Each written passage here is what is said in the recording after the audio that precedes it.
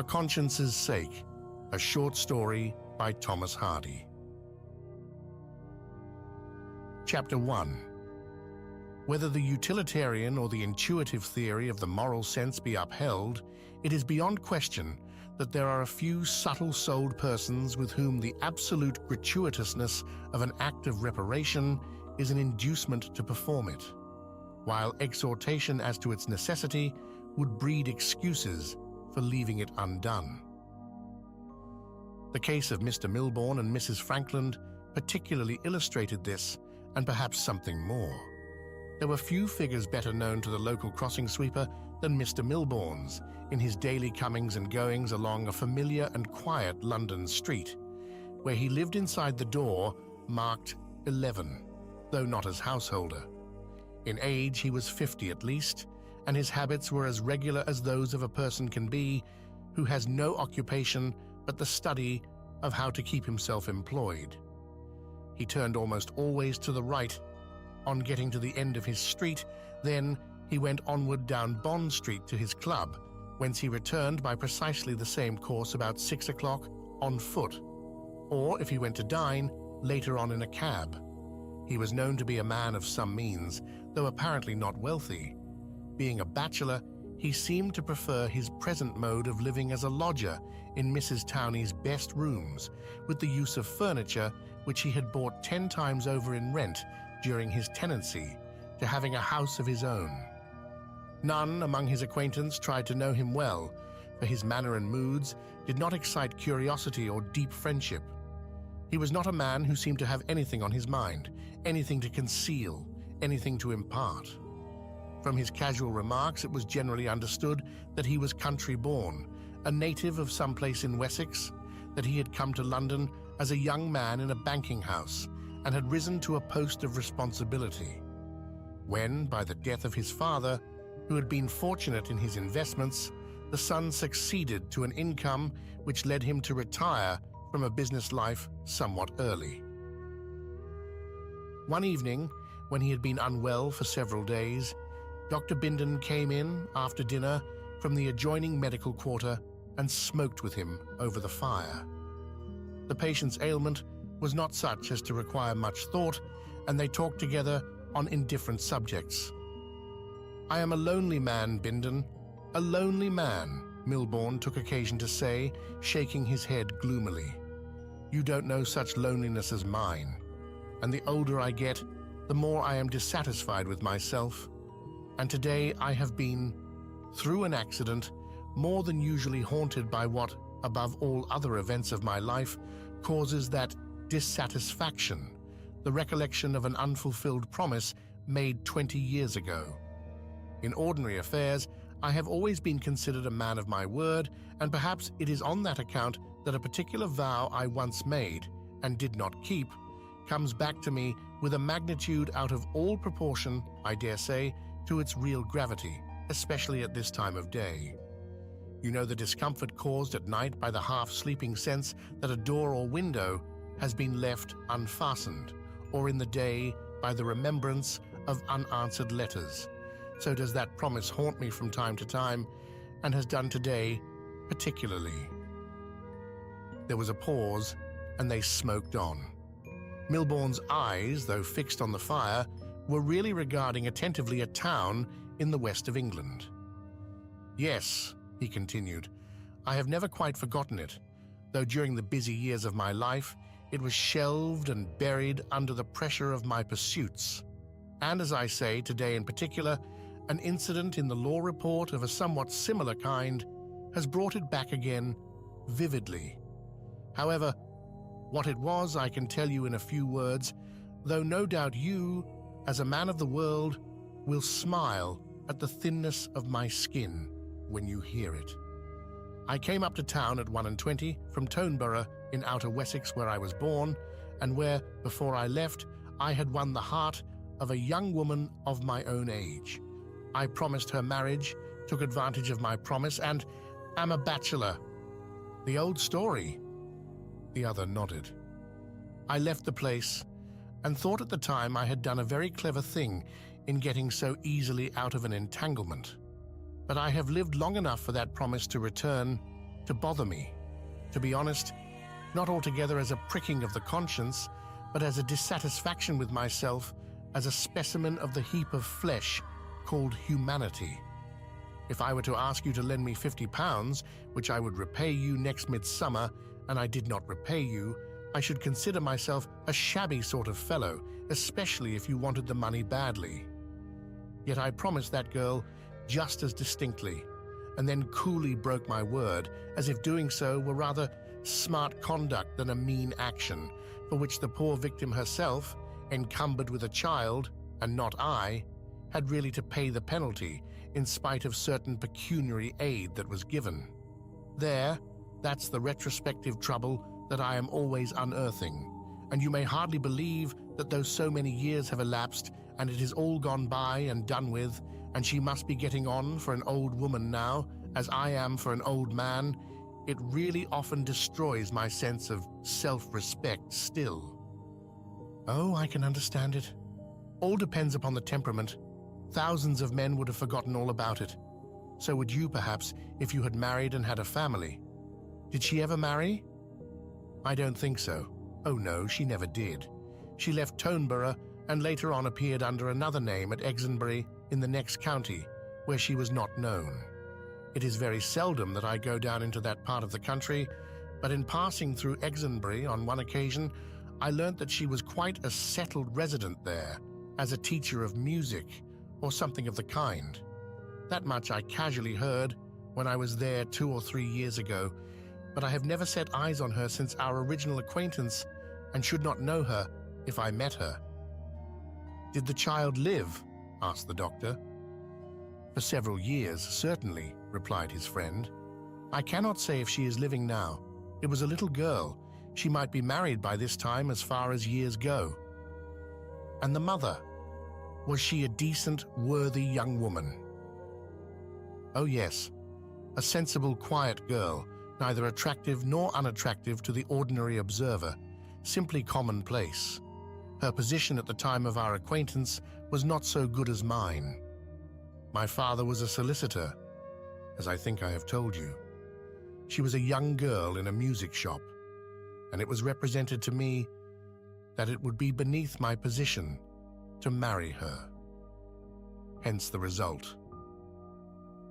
Well, all I can say is that after 20 years it is probably too late to think of mending such a matter.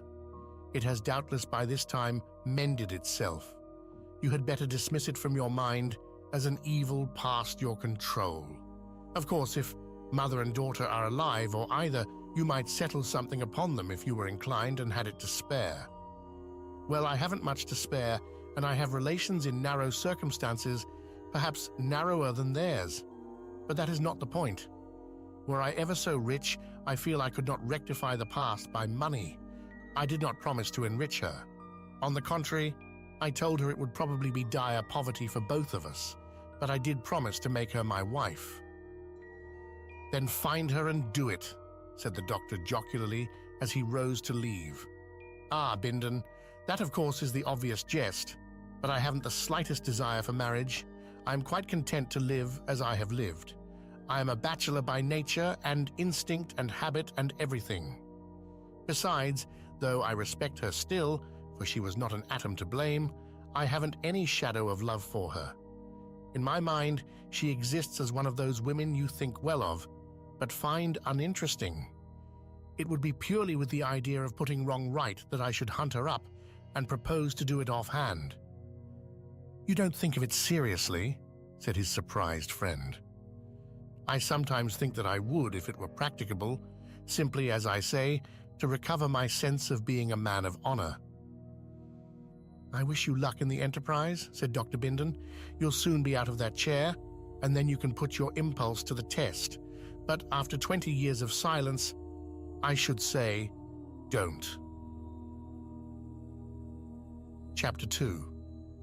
The doctor's advice remained counterpoised in Millborne's mind by the aforesaid mood of seriousness and sense of principle, approximating often to religious sentiment, which had been evolving itself in his breast for months, and even years. The feeling, however, had no immediate effect upon Mr. Millborne's actions. He soon got over his trifling illness and was vexed with himself for having, in a moment of impulse, confided such a case of conscience to anybody. But the force which had prompted it, though latent, remained with him and ultimately grew stronger. The upshot was that about 4 months after the date of his illness and disclosure, Millborne found himself on a mild spring morning at Paddington Station in a train that was starting for the west. His many intermittent thoughts on his broken promise from time to time, in those hours when loneliness brought him face to face with his own personality, had at last resulted in this course. The decisive stimulus had been given when, a day or two earlier, on looking into a post office directory, he learnt that the woman he had not met for 20 years was still living on at Exonbury under the name she had assumed when, a year or two after her disappearance from her native town and his, she had returned from abroad as a young widow with a child and taken up her residence at the former city. Her condition was apparently but little changed, and her daughter seemed to be with her, their names standing in the directory as Mrs. Leonora Frankland and Miss Frankland, teachers of music and dancing. Mr. Millborne reached Exonbury in the afternoon, and his first business, before even taking his luggage into the town, was to find the house occupied by the teachers. Standing in a central and open place, it was not difficult to discover a well-burnished brass door plate bearing their names prominently. He hesitated to enter without further knowledge and ultimately took lodgings over a toy shop opposite, securing a sitting room which faced a similar drawing or sitting room at the Franklands, where the dancing lessons were given. Installed here, he was enabled to make indirectly and without suspicion inquiries and observations on the character of the ladies over the way, which he did with much deliberateness. He learnt that the widow, Mrs. Frankland, with her one daughter, Frances, was of cheerful and excellent repute, energetic and painstaking with her pupils, of whom she had a good many and in whose tuition her daughter assisted her.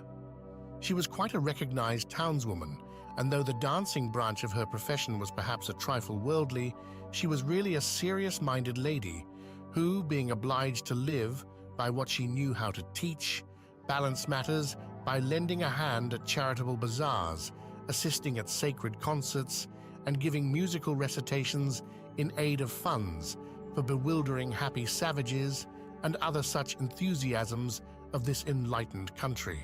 Her daughter was one of the foremost of the bevy of young women who decorated the churches at Easter and Christmas, was organist in one of those edifices, and had subscribed to the testimonial of a silver broth basin that was presented to the Reverend Mr. Walker as a token of gratitude for his faithful and arduous intonations of 6 months as sub-precentor in the cathedral.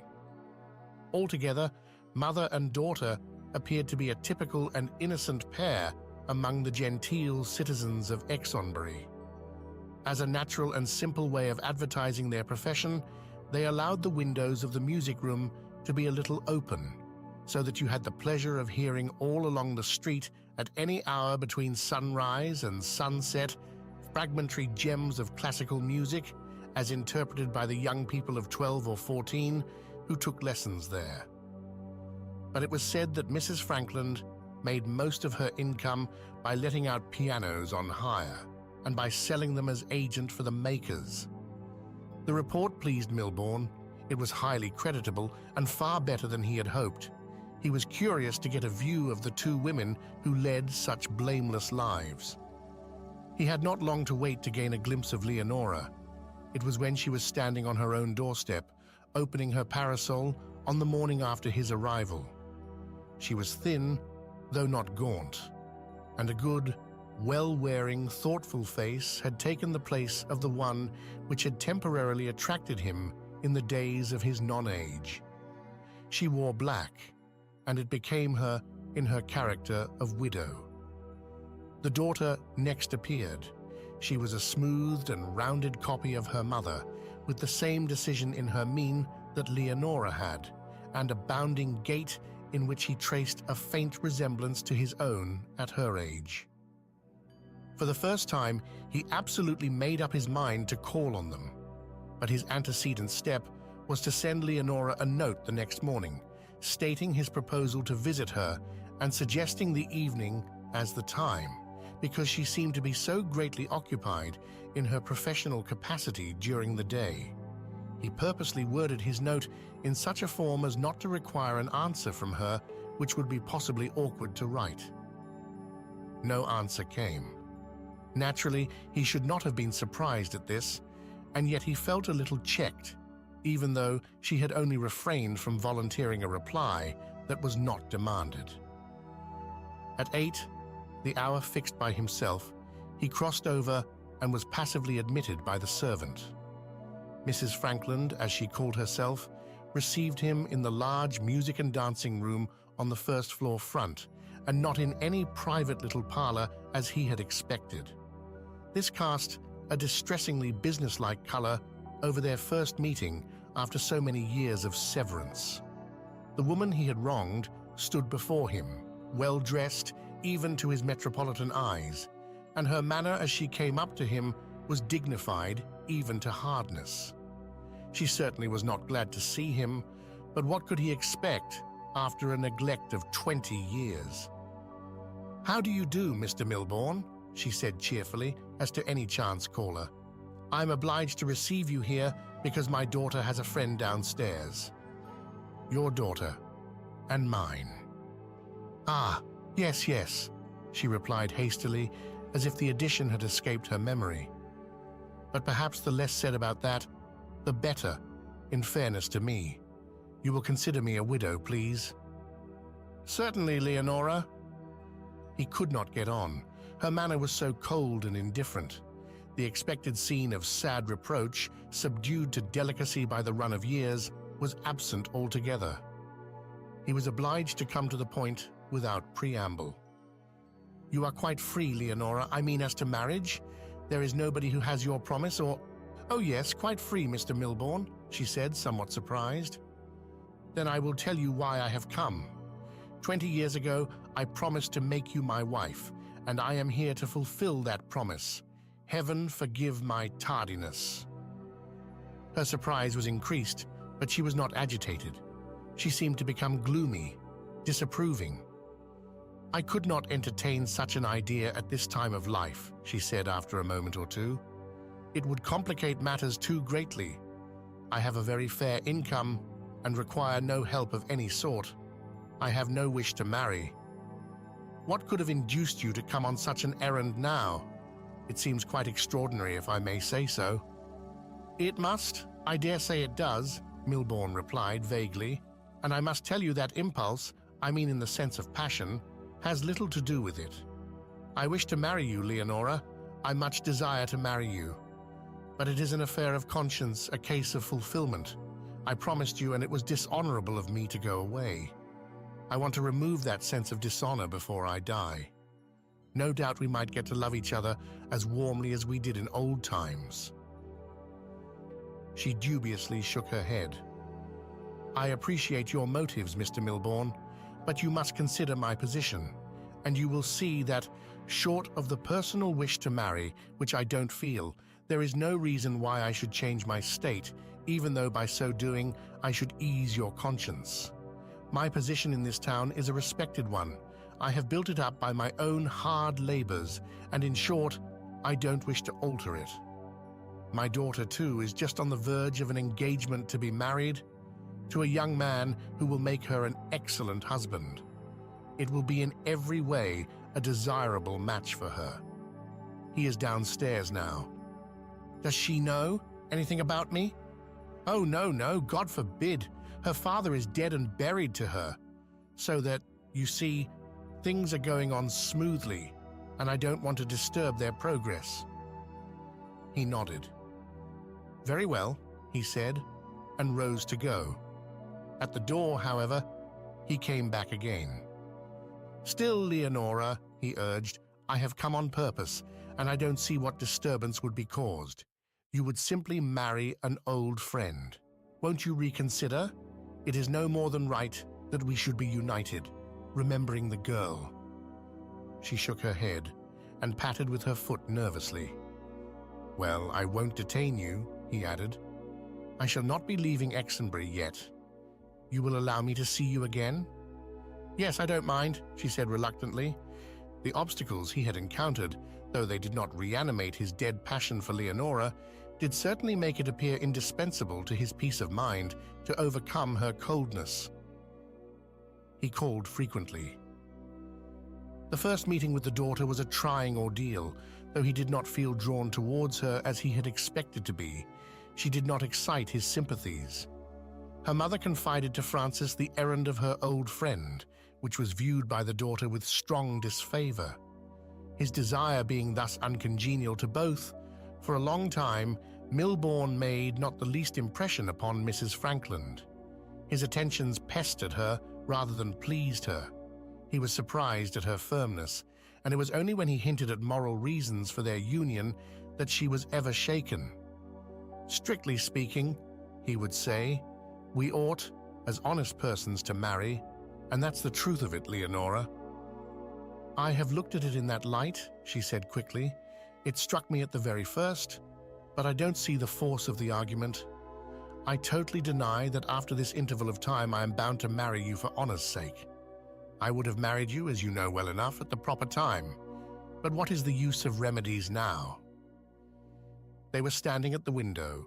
A scantily whiskered young man, in clerical attire, called at the door below. Leonora flushed with interest. "Who is he?" said Mr. Millborne. "My Francis's lover? I am so sorry. She is not at home? Ah, they have told him where she is, and he has gone to find her. I hope that suit will prosper at any rate." "Why shouldn't it?" "Well, he cannot marry yet, and Francis sees but little of him. Now he has left Exonbury. He was formerly doing duty here, but now he is curate of St. John's, Ivell, 50 miles up the line. There is a tacit agreement between them, but there have been friends of his who object because of our vocation.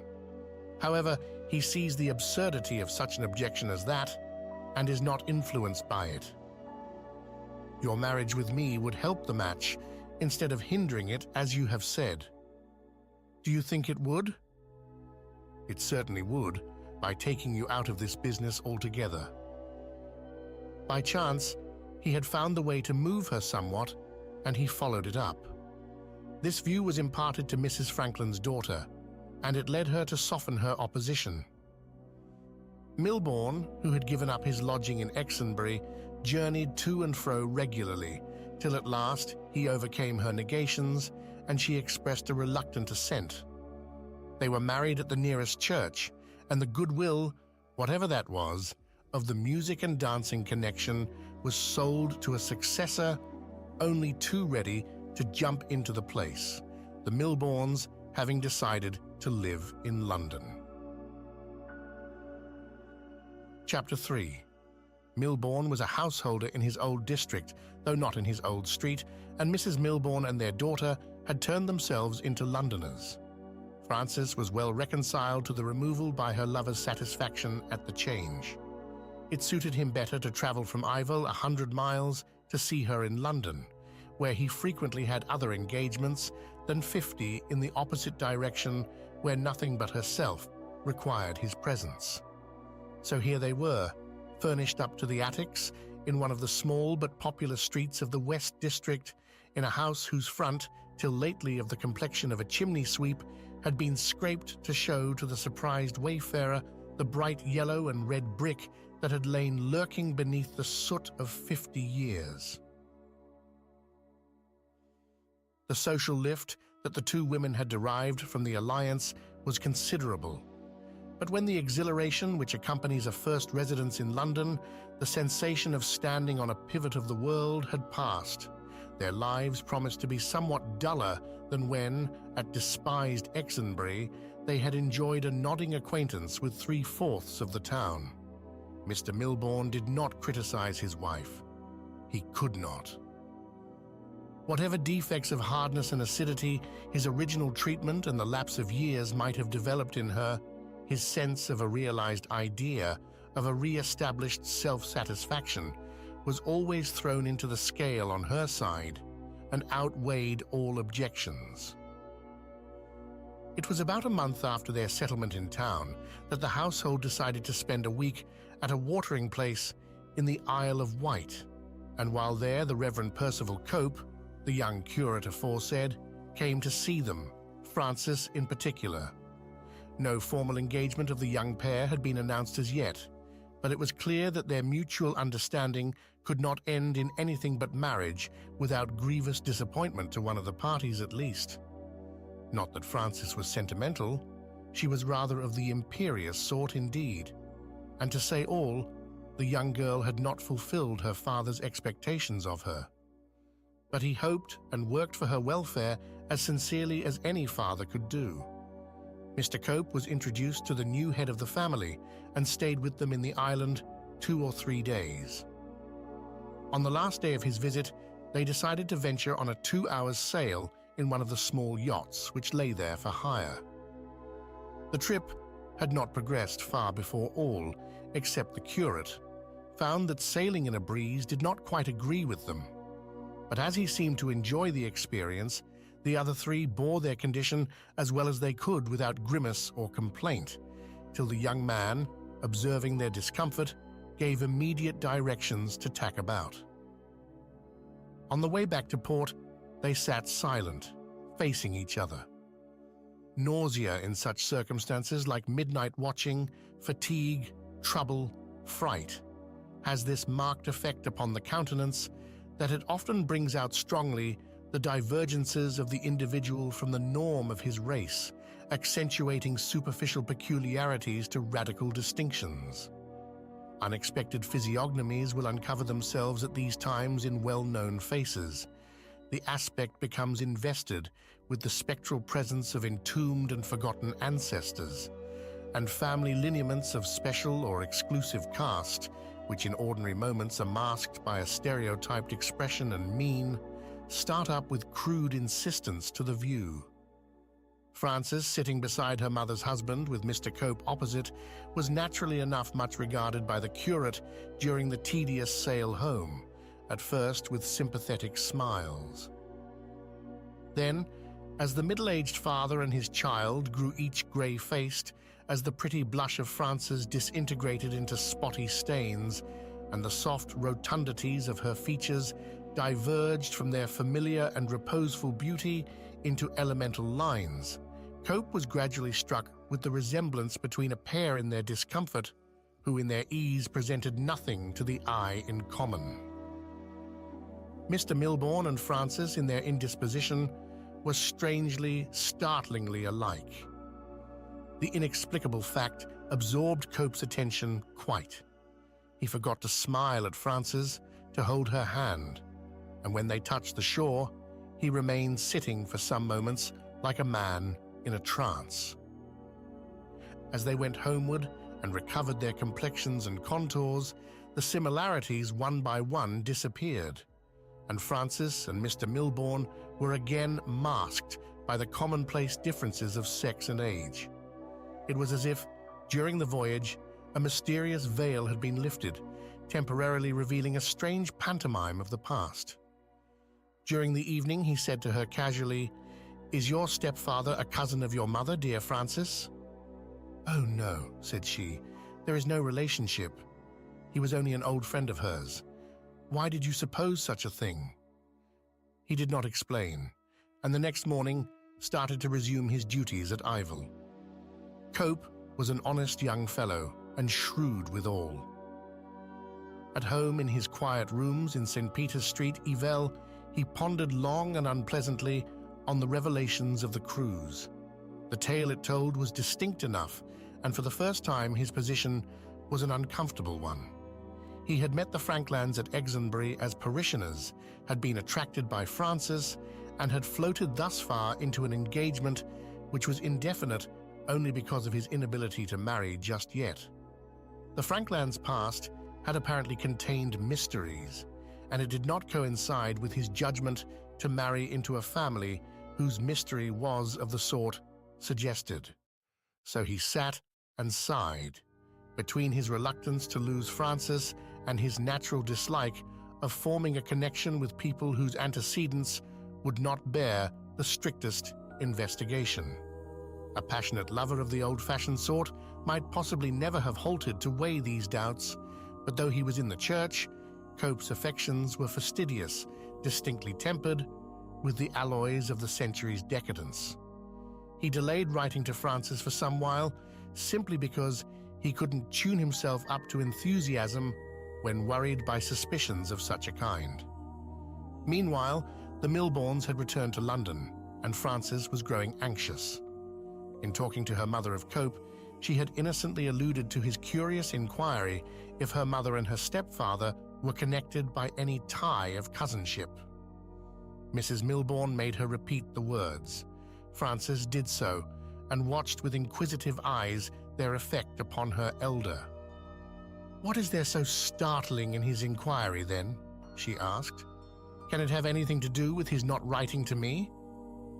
Her mother flinched, but did not inform her, and Frances also was now drawn within the atmosphere of suspicion. That night, when standing by chance outside the chamber of her parents, she heard for the first time their voices engaged in a sharp altercation. The apple of discord had indeed been dropped into the house of the Millbornes. The scene within the chamber door was Mrs. Millborne standing before her dressing table, looking across to her husband in the dressing room adjoining, where he was sitting down, his eyes fixed on the floor. "Why did you come and disturb my life a second time?" she harshly asked. "Why did you pester me with your conscience till I was driven to accept you to get rid of your importunity? Frances and I were doing well. The one desire of my life was that she should marry that good young man. And now the match is broken off by your cruel interference. Why did you show yourself in my world again and raise this scandal upon my hard-won respectability, won by such weary years of labor as none will ever know?" She bent her face upon the table and wept passionately. There was no reply from Mr. Millborne. Frances lay awake nearly all that night, and when at breakfast time the next morning still no letter appeared from Mr. Cope, she entreated her mother to go to Evil and see if the young man were ill. Mrs. Millborne went, returning the same day. Frances, anxious and haggard, met her at the station. Was all well? Her mother could not say it was, though he was not ill. One thing she had found out, that it was a mistake to hunt up a man when his inclinations were to hold aloof. Returning with her mother in the cab, Frances insisted upon knowing what the mystery was, which plainly had alienated her lover. The precise words which had been spoken at the interview with him that day at Ivell Mrs. Millborne could not be induced to repeat, but thus far she admitted that the estrangement was fundamentally owing to Mr. Millborne having sought her out and married her. "And why did he seek you out? And why were you obliged to marry him?" asked the distressed girl. Then the evidences pieced themselves together in her acute mind, and her color gradually rising, she asked her mother if what they pointed to was indeed the fact. Her mother admitted that it was. A flush of mortification succeeded to the flush of shame upon the young woman's face. How could a scrupulously correct clergyman and lover like Mr. Cope ask her to be his wife after this discovery of her irregular birth? She covered her eyes with her hands in a silent despair. In the presence of Mr. Millborne, they at first suppressed their anguish, but by and by their feelings got the better of them, and when he was asleep in his chair after dinner, Mrs. Millborne's irritation broke out. The embittered Frances joined her in reproaching the man who had come as the spectre to their intended feast of Hymen, and turned its promise to ghastly failure. "Why were you so weak, mother, as to admit such an enemy to your house, one so obviously your evil genius, much less accept him as a husband after so long? If you had only told me all, I could have advised you better, but I suppose I have no right to reproach him, bitter as I feel, and even though he has blighted my life forever." "Frances, I did hold out. I saw it was a mistake to have any more to say to a man who had been such an unmitigated curse to me. But he would not listen. He kept on about his conscience and mine till I was bewildered and said, 'Yes.' bringing us away from a quiet town where we were known and respected. What an ill-considered thing it was. Oh, the content of those days. We had society there, people in our own position, who did not expect more of us than we expected of them. Here, where there is so much, there is nothing. He said London society was so bright and brilliant that it would be like a new world. It may be to those who are in it, but what is that to us two lonely women? We only see it flashing past. Oh, the fool that I was. Now Millborne was not so soundly asleep as to prevent his hearing these animadversions that were almost execrations, and many more of the same sort. As there was no peace for him at home, he went again to his club, where, since his reunion with Leonora, he had seldom, if ever, been seen. But the shadow of the troubles in his household interfered with his comfort here also. He could not, as formerly, settle down into his favorite chair with the evening paper, reposeful in the celibate sense that where he was his world's center had its fixture. His world was now an ellipse, with a dual centrality of which his own was not the major. The young curate of Yvel still held aloof, tantalizing Francis by his elusiveness. Plainly, he was waiting upon events. Millborne bore the reproaches of his wife and daughter almost in silence, but by degrees he grew meditative, as if revolving a new idea. The bitter cry about blighting their existence at length became so impassioned that one day Millborne calmly proposed to return again to the country. Not necessarily to Exonbury, but if they were willing, to a little old manor house which he had found was to be let, standing a mile from Mr. Cope's town of Yvel. They were surprised, and despite their view of him as the bringer of ill, were disposed to accede. "Though I suppose," said Mrs. Millborne to him, "it will end in Mr. Cope's asking you flatly about the past and your being compelled to tell him, which may dash all my hopes for Francis. She gets more and more like you every day, particularly when she is in a bad temper. People will see you together and notice it, and I don't know what may come of it." "I don't think they will see us together," he said, but he entered into no argument when she insisted otherwise. The removal was eventually resolved on. The townhouse was disposed of, and again came the invasion by furniture men and vans, till all the movables and servants were whisked away. He sent his wife and daughter to an hotel while this was going on, taking 2 or 3 journeys himself to Yvel to superintend the refixing and the improvement of the grounds. When all was done, he returned to them in town. The house was ready for their reception, he told them, and there only remained the journey. He accompanied them and their personal luggage to the station only, having, he said, to remain in town a short time on business with his lawyer. They went, dubious and discontented, for the much-loved Cope had made no sign. "If we were going down to live here alone," said Mrs. Millborne to her daughter in the train, "and there was no intrusive telltale presence. But let it be." The house was a lovely little place in a grove of elms, and they liked it much. The first person to call upon them as new residents was Mr. Cope. He was delighted to find that they had come so near, and, though he did not say this, meant to live in such excellent style. He had not, however, resumed the manner of a lover. "Your father spoils all," murmured Mrs. Millborne. But 3 days later, she received a letter from her husband, which caused her no small degree of astonishment. It was written from Boulogne. It began with a long explanation of settlements of his property in which he had been engaged since their departure. The chief feature in the business was that Mrs. Millborne found herself the absolute owner of a comfortable sum in personal estate, and Francis of a life interest in a larger sum, the principal to be afterwards divided amongst her children if she had any. The remainder of his letter ran as hereunder. "I have learnt that there are some derelictions of duty which cannot be blotted out by tardy accomplishment. Our evil actions do not remain isolated in the past, waiting only to be reversed, Like locomotive plants, they spread and reroot till to destroy the original stem has no material effect in killing them. I made a mistake in searching you out, I admit it. Whatever the remedy may be in such cases, it is not marriage, and the best thing for you and me is that you do not see me more. You had better not seek me, for you will not be likely to find me.